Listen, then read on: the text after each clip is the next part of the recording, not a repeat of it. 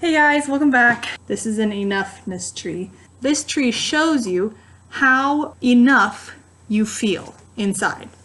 Now this tree has 3 roots that you need to take care of in order to have a full tree, not like a little sapling. Today we're talking about root number 1, which is how I think and talk about myself. Alrighty, so root 1 is how I think and talk about myself. So that voice in your head is not this adorable face. It's a nasty one. Figuring out what that voice inside you is saying is going to help you figure out how to combat that voice. It's going to help you figure out how to say, I have better things to do with my life than listen to negative self-talk. So that is what we're going to do right now. What does your voice usually say to you? So yesterday I posted this question to you guys on my Facebook page.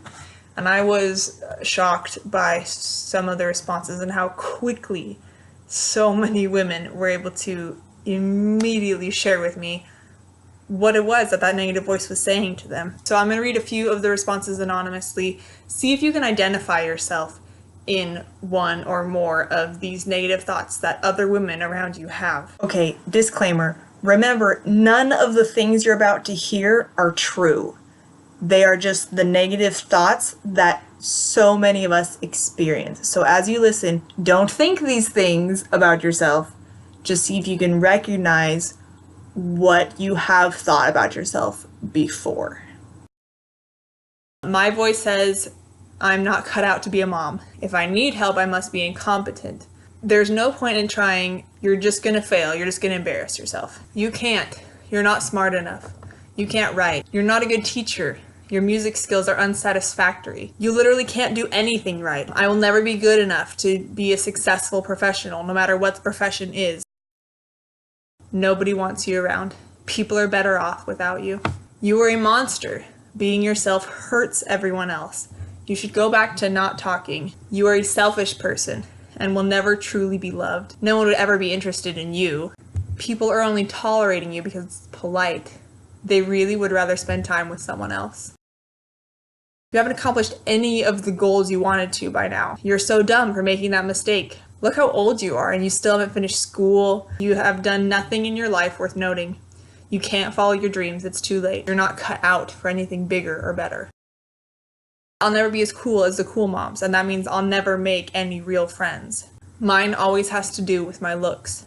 My inner voice makes huge to-do lists and then tells me I can't possibly accomplish any of those things, that even if I tried, it wouldn't make a dent. You'll never be as good as so-and-so. I am responsible for everything. Everything is my fault. So I don't want you to dwell on those things because they're painful. They're cutting. Some of these literally made me shudder as I read them. The world needs you.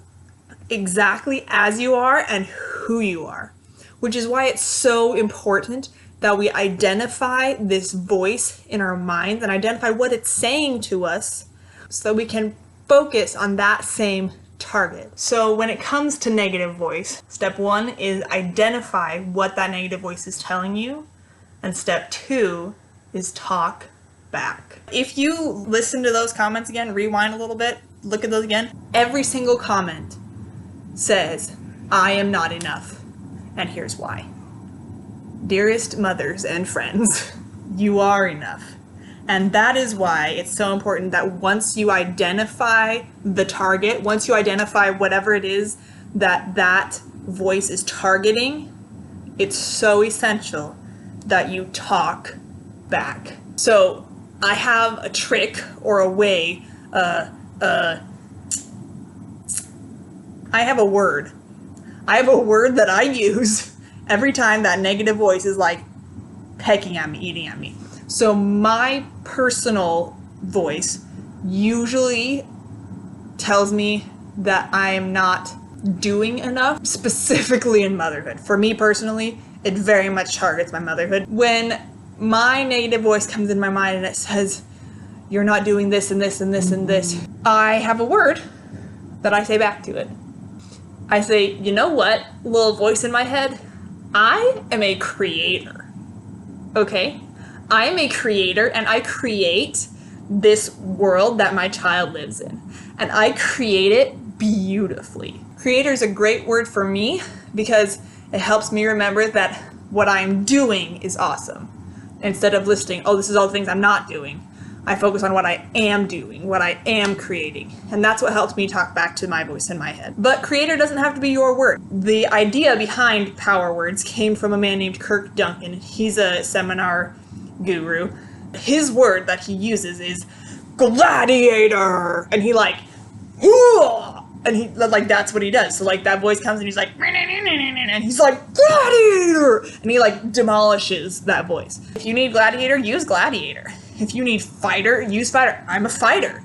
I'm gonna defeat you, voice. I say my word sassy. I'm a creator. Don't you even go there. I am a creator.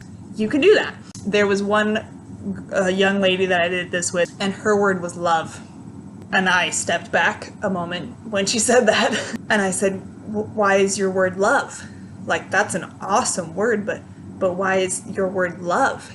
And she said, because my life is filled with so much hate. She was so bombarded by hate, not only for herself, but also from the others around her, that she needed the word love to get her to fight back against that negative voice. If you're afraid to try things, your word could be adventurous. Or if your inner voice is telling you you're so dumb for making that mistake, you can talk back to that. You can say, you know what?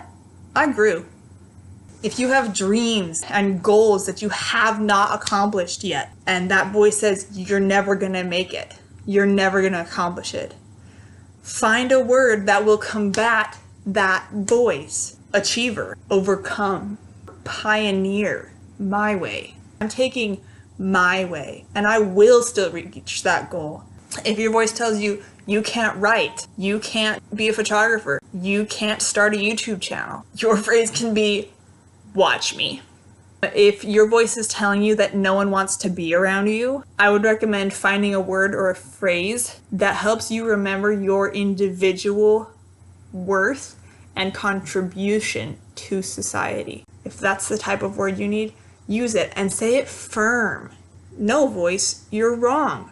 People do like to be around me because they benefit from knowing me. I add value to other people's lives. Talk back to that voice.